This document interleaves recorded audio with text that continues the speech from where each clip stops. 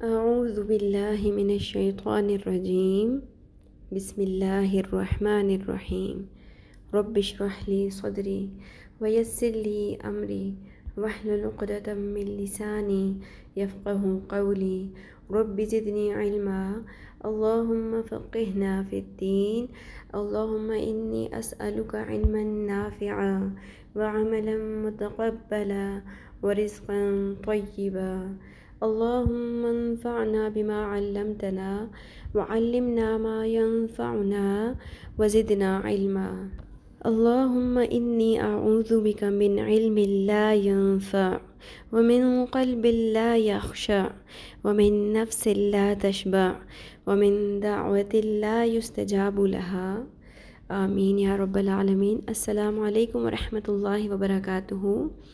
میں امید کرتی ہوں کہ میری سب بہنیں صحت اور ایمان کی بہترین حالت میں ہوں گی، اور ہم سب مل کر اپنے گروپ کی نیو ممبرز کو ویلکم کرتے ہیں۔ اہلاً و سہلاً، مرحبا، ماشاءاللہ ماشاءاللہ، بہت ساری نیو ہماری ممبرز نے جوائن کیا ہے۔ اللہ تعالیٰ آپ سب کے علم میں، وقت میں اور رزق میں برکت عطا فرمائے، آمین۔ اللہ پاک کا لاکھ لاکھ شکر ہے کہ اس نے ہم سب کو اس قابل بنایا کہ آج ہم مل کر قرآن کا علم سیکھ رہے ہیں، قرآن کو پڑھنے کا طریقہ سیکھ رہے ہیں، اللہ کے دین کا کام کر رہے ہیں، کیونکہ علم سیکھنے والا اور سکھانے والا دونوں ہی اللہ کے چنے ہوئے بندے ہوتے ہیں۔ تو جو ہمارے لیکچرز گزر چکے ہیں ان کے لیے نیو کمرز کو انشاءاللہ پریشان ہونے کی ضرورت نہیں ہے۔ آج ہم اس کا دونوں لیسنز کا ایک شارٹ ریویو لے لیتے ہیں، اس کی ریویژن بھی ہو جائے گی اور وہ آج کے لیسن میں شامل بھی ہو جائے گا، ٹھیک ہے۔ ابھی ہمارے 2 ہی لیسن ہوئے تھے جس میں ہم نے کچھ تھوڑی سی ابتدائی چیزیں پڑھی تھیں، وہ آج میں ریوائز بھی کر دوں گی۔ تو ہم شروع کرتے ہیں۔ تجوید القرآن، سب سے پہلے ہم نے پڑھا تھا تجوید کے لغوی معنی۔ تجوید کے لغوی معنی ہے عمدہ اور حسین کام کرنا، یعنی ڈکشنری میں جب دیکھیں گے تو اس کا یہی میننگ ہمیں ملے گا۔ جو لفظی معنی ہے اس کا وہ ہے عمدہ اور حسین کام کرنا۔ تجوید کے اصطلاحی معنی ہے ہر حرف کو اس کے مخرج سے تمام صفات کے ساتھ ادا کرنا۔ مخرج کیا ہوتا ہے؟ کسی بھی حرف کی نکلنے کی جگہ، ٹھیک ہے، یعنی کہ ہماری اورل کیوٹی، ہمارے منہ کے اندر سے کس طرح سے ہم اس کو ادا کریں گے۔ اور صفات کیا ہوتی ہیں؟ صفات ہوتی ہیں کہ ہم نے اس کو پر پڑھنا ہے، موٹا کرنا ہے حرف کو، یا باریک پڑھنا ہے، یا اور اس کے ساتھ کون کون سی چیزوں کا ہم نے خیال رکھنا ہے، ٹھیک ہے۔ یہ اس کے اصطلاحی معنی ہیں کہ ہم نے ہر حرف کو اس کے مخرج سے تمام صفات کے ساتھ ادا کرنا ہے۔ تیسرے نمبر پہ ہم نے پڑھی تھی تجوید القرآن کی ڈیفینیشن، تعریف کیا تھی؟ ایسا علم ہے تجوید القرآن جو ہم انشاءاللہ سیکھنے جا رہے ہیں، جس میں ان اصول و قواعد، ان سب رولز کا مطالعہ کیا جاتا ہے جن کے استعمال سے قرآن شریف کی تلاوت درست اور خوبصورت کی جا سکے۔ ہمارا مین مقصد کیا ہے کہ ہم نے قرآن شریف کی تلاوت درست کرنی ہے، غلطیوں سے پاک کرنی ہے اور خوبصورت بھی کرنی ہے، ٹھیک ہے، انشاءاللہ۔ تجوید کا موضوع پھر ہم نے پڑھا۔ تجوید کا موضوع کیا ہے؟ حروف تہجی، یعنی ہم نے سٹک کس پہ رہنا ہے خود کو؟ حروف تہجی کے اوپر، ٹھیک ہے۔ نورانی قاعدہ میں سب سے پہلی جو تختی ہے وہ ہے حروف تہجی کی، حروف مفردات ان کو کہتے ہیں، جو کہ ہم پڑھ رہے ہیں۔ پھر ہم نے پڑھا تھا کہ مخرج کیا ہوتا ہے۔ مخرج کی تعریف میں نے آپ کو بتائی بھی ہے کہ مخرج مخارج کی جمع ہے، مخرج کی جمع مخارج ہے، اور مخرج سے کیا مراد ہے؟ کسی حرف کے نکلنے کی جگہ۔ ابھی تک ہم نے صرف 2 ہی مخارج پڑھے ہیں، الف کا اور با کا۔ اردو میں ہم با کو بے کہتے ہیں، لیکن عربک میں بے نہیں کہتے، با کہتے ہیں۔ الف کا مخرج، الف منہ کے خالی حصے سے ادا ہوتا ہے، مطلب زبان، دانت، تالو، کوئی چیز بھی یوز نہیں ہو رہی، صرف منہ کے خالی حصے سے ادا ہوتا ہے۔ اور کیسے چیک کیا تھا ہم نے؟ الف زبر ا، الف زیر ای، الف پیش او، ا ای او۔ اب ان تینوں ساؤنڈز میں آپ چیک کر رہے ہیں کہ صرف منہ کے خالی حصے سے الف ادا ہو رہا ہے، اور اس میں کوئی مسٹیکس نہیں ہوتی ہیں، الحمدللہ ہم الف صحیح ادا کرتے ہیں، ٹھیک ہے۔ با کا مخرج ہونٹوں کے تر حصے جب آپس میں مل کر جدا ہوتے ہیں تو با ادا ہوتا ہے. اور آپ کو میں نے بتایا تھا کسی بھی حرف کا مخرج چیک کرنے کے لیے ہم اس کو ساکن کر لیتے ہیں اور اس کے پیچھے کسی حرف کے اوپر زبر زیر پیش لگاتے ہیں. جیسے اب با سے پہلے اگر میں الف لگا لوں، ٹھیک ہے، الف زبر با، اب، اب، اب. آپ چیک کر رہے ہیں کہ اس میں جب میں نے اب بولا تو ہونٹوں کے تر حصے، میں نے بتایا تھا کہ ہونٹوں کے 2 حصے ہوتے ہیں. ایک باہر والا ایکسٹرنلی جو ہمیں نظر آ رہا ہے وہ ڈرائی ہوتا ہے، خشک حصہ ہوتا ہے، اور جو ہمارے منہ کے اندر والی سائڈ والا ہونٹوں کا حصہ ہوتا ہے وہ تر ہوتا ہے. تو با ادا ہوتا ہے، ہونٹوں کے تر حصے پہلے ملتے ہیں آپس میں اور پھر جدا بھی ہوتے ہیں. اب، اب، اب. ٹھیک ہے، یہ ہو گئی ہماری ریویژن پچھلے لیسن کی. آج ہم پڑھیں گے تا کا مخرج. تا. جب زبان کی نوک اوپر والے سامنے کے 2 دانتوں کی جڑوں کے ساتھ ٹکراتی ہے تو تا ادا ہوتا ہے. جب زبان کی نوک اوپر والے سامنے کے 2 دانتوں کی جڑوں کے ساتھ ٹکراتی ہے تو تا ادا ہوتا ہے. اب اس کا مخرج ہم چیک کرتے ہیں کیا واقعی ایسا ہے. اس سے پہلے زبر لگائیں گے حمزہ کے اوپر یا الف کے اوپر. الف زبر تا، ات. الف زیر تا، ات.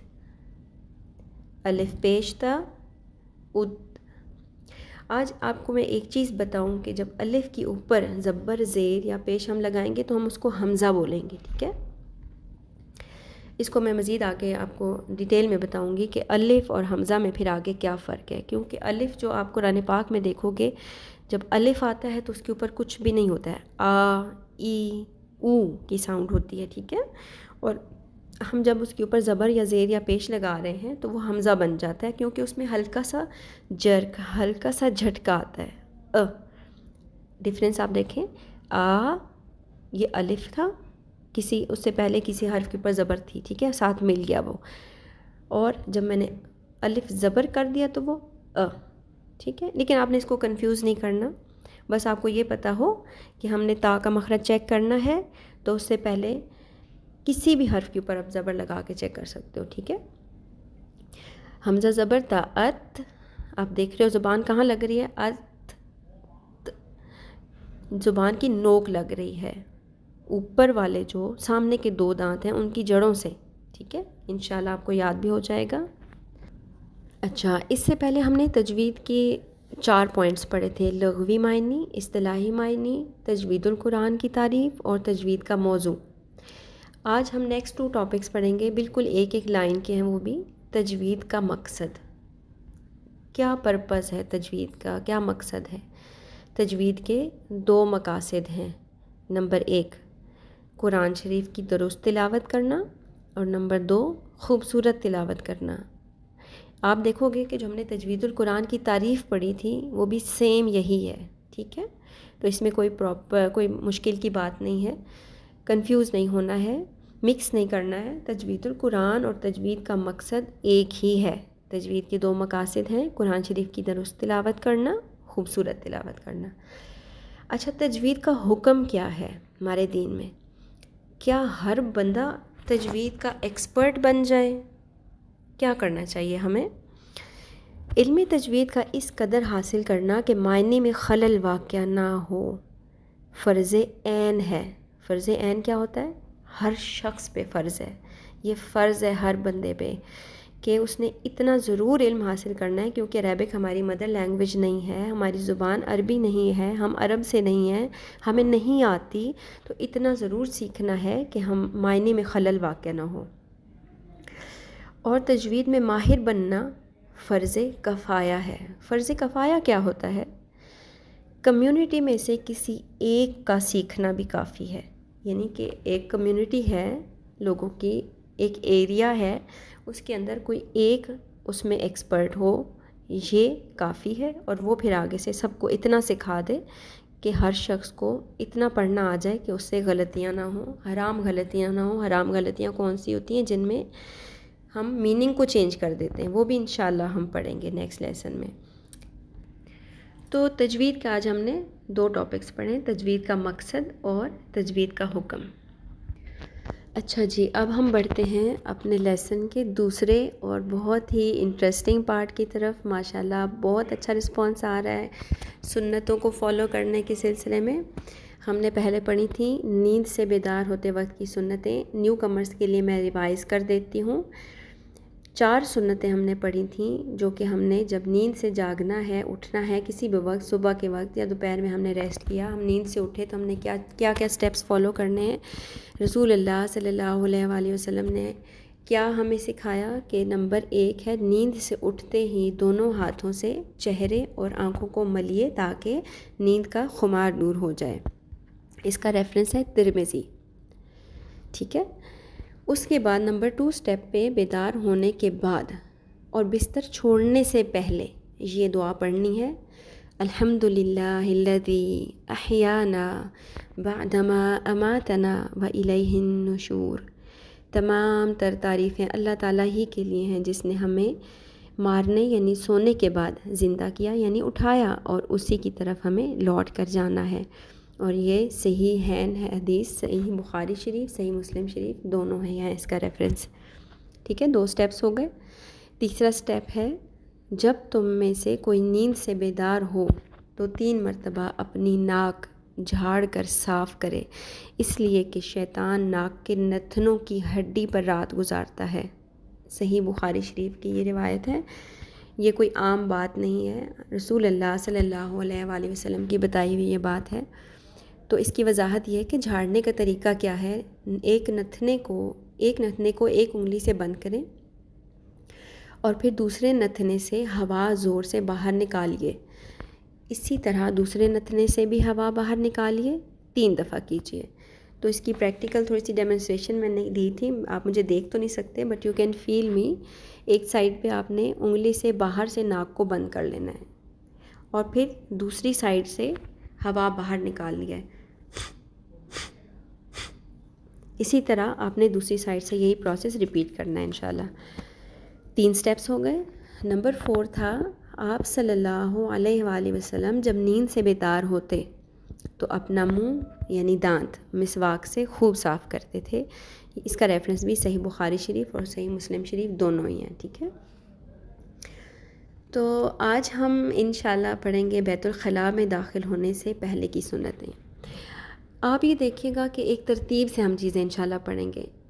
نیند سے ہم بیدار ہو گئے، اب ہم نے کیا کرنا ہے، واش روم جانا ہے۔ موسٹلی لوگ یہی روٹین رکھتے ہیں، بہت ایکسیپشنل کیسز ایسے ہوتے ہیں کہ فوراً سے کوئی واش روم نہیں جاتے، لیکن صبح تو یہی ہوتا ہے بیت الخلاء میں ہم نے داخل ہونا ہے۔ تو پھر ہم کیا کریں گے، بیت الخلاء میں داخل ہونے سے پہلے کی سنتیں۔ بسم اللہ الرحمن الرحیم، اللہم صلی علی محمد وعلی آل محمد کما صلیت علی ابراہیم وعلی آل ابراہیم انک حمید مجید، اللہم بارک علی محمد وعلی آل محمد کما بارکت علی ابراہیم وعلی آل ابراہیم انک حمید مجید۔ رسول اللہ صلی اللہ علیہ وآلہ وسلم کی پیاری سنتیں پڑھنے جا رہے ہیں۔ نمبر 1 پوائنٹ پہ ہم نے کیا کرنا ہے، جب بیت الخلاء میں جائیں تو جوتا یا چپل پہن کر داخل ہوں، اور اس کے ساتھ ایک نوٹ ہے کہ جوتا پہننے سے پہلے جھاڑ لیں، یہ بھی ایک الگ سے سنت ہے، ٹھیک ہے۔ ہم نے ننگے پاؤں نہیں جانا واش روم۔ موسٹلی الحمدللہ ہم اس سنت کو فالو کرتے ہیں، لیکن ہمیں پتہ نہیں ہے کہ یہ بھی سنت ہے، تو اب انشاءاللہ یہ نیت کر کے جائیں گے تو اس کا اجر الگ سے ملے گا۔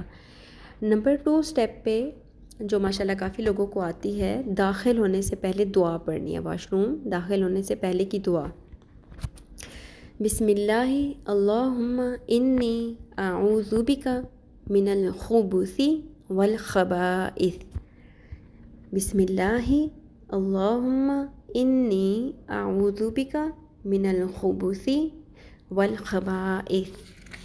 ترجمہ ہے اس کا، شروع اللہ تعالیٰ کے نام کے ساتھ، اے اللہ کریم بے شک میں آپ کی پناہ چاہتا ہوں ناپاک جنوں اور ناپاک جننیوں سے۔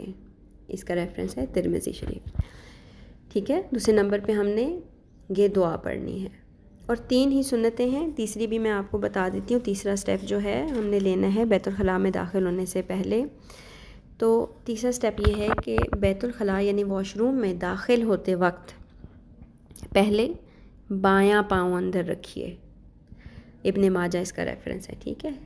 دایاں پاؤں نہیں رکھنا، پہلے بایاں پاؤں رکھنا ہے. تو شروع میں ایسا ہوتا ہے، جب ہم نے بھی سیکھا تھا تو غلطی سے اگر ہم آگے چلے جائیں پہلے دایاں رکھ لیں تو کیا کریں، خود کو سکھانے کے لیے واپس آ جائیں، باہر آ جائیں باہر آ جائیں اور دوبارہ سے انٹینشنلی آپ اپنا لیفٹ فٹ اندر رکھیں، پھر آپ داخل ہوں. انشاءاللہ آہستہ آہستہ اس کی بھی عادت پڑ جائے گی. اللہ تعالیٰ ہم سب کو اپنے دین پہ قائم رہنے کی، اس پہ عمل کرنے کی توفیق دے. ہم سب میں سے جو بیمار ہیں اللہ تعالیٰ ان کو صحت و تندرستی عطا فرمائے. کوئی پریشان ہے اللہ تعالیٰ اس کے لیے آسانی فرمائے. جزاک اللہ خیرا کثیرا. السلام علیکم ورحمۃ اللہ وبرکاتہ. سبحانک اللہم وبحمدک اشہد ان لا الہ الا انت استغفرک واتوب الیک.